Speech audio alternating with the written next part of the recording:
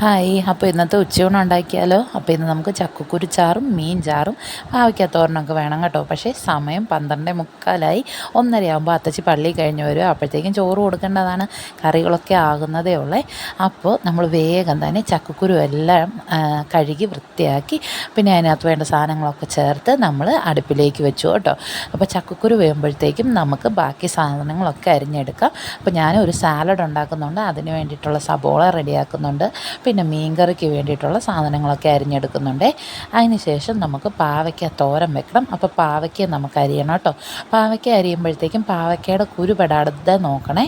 അതിന് ശേഷം നല്ല കയ്പ്പാണെങ്കിൽ കുറച്ച് ഉപ്പിട്ടിട്ട് പാവയ്ക്ക ഒന്ന് പിഴിഞ്ഞ് മാറ്റിയാൽ മതി കേട്ടോ. അപ്പോൾ കയ്പ്പൊന്നും അധികമില്ലാത്ത അടിപൊളി തോരൻ കിട്ടുവേ.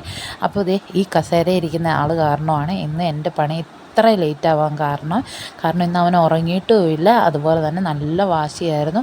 അപ്പോൾ എടുത്തുകൊണ്ട് നടക്കണം, അങ്ങനത്തെ ഭയങ്കര വാശിയായിരുന്നു. അതുകൊണ്ടാണ് ഞാനൊരു കസേരയിട്ട് ഇവിടെ ഇങ്ങനെ ഇരുത്തിയിരിക്കുന്നത്. അപ്പോൾ നമ്മുടെ സബോളയൊക്കെ ഇങ്ങനെ അരിഞ്ഞെടുത്തു. അപ്പോൾ ഇത് സാലഡിന് വേണ്ടിയിട്ടുള്ളതാണേ. അപ്പോഴത്തേക്കും നമ്മുടെ ചക്കക്കുരു വെന്ത് വന്നിട്ടുണ്ടായിരുന്നു. ചക്കക്കുരുവിൻ്റെ അരപ്പൊക്കെ ചേർക്കാനായിട്ട് ഞാൻ അരച്ച് വെച്ചിട്ടുണ്ടായിരുന്നു. ആ അരപ്പും ചേർത്ത് അത് നമ്മൾ മാറ്റി വെച്ചു കേട്ടോ. പിന്നെ നമ്മുടെ മീൻ കറിക്ക് വേണ്ടിയിട്ടുള്ള സവോളയും എല്ലാം ഞാൻ വാട്ടിയെടുത്ത് അരപ്പൊക്കെ ചേർത്ത് മീൻ കറി വേവിക്കാനായിട്ട് അതും വെച്ചു. അപ്പോഴത്തേക്ക് നമ്മുടെ പാവയ്ക്കാത്തോരൻ വെന്ത് വന്നിട്ടുണ്ടായിരുന്നു. പാവയ്ക്കാത്തോരൻ നമ്മൾ ഇളക്കി മാറ്റി വെച്ചു കേട്ടോ. അതിന് ശേഷം നമ്മൾ ചക്കക്കുരു ഒന്ന് താളിച്ചെടുത്തു. ചക്കക്കുരു താളിച്ച് മാറ്റിയപ്പോഴത്തേക്കും നമ്മുടെ സാലഡും റെഡി ആയിട്ടുണ്ടായിരുന്നു. അങ്ങനെ 3 മണിയായപ്പോഴാണ് ഇന്ന് ഉച്ചയൂണ് കഴിക്കുന്നത്. ചോറും നമ്മുടെ ചക്കക്കുരുച്ചാറും മീൻ ചാറും തോരനും സാലഡും മീൻ വറുത്തതും പപ്പടവും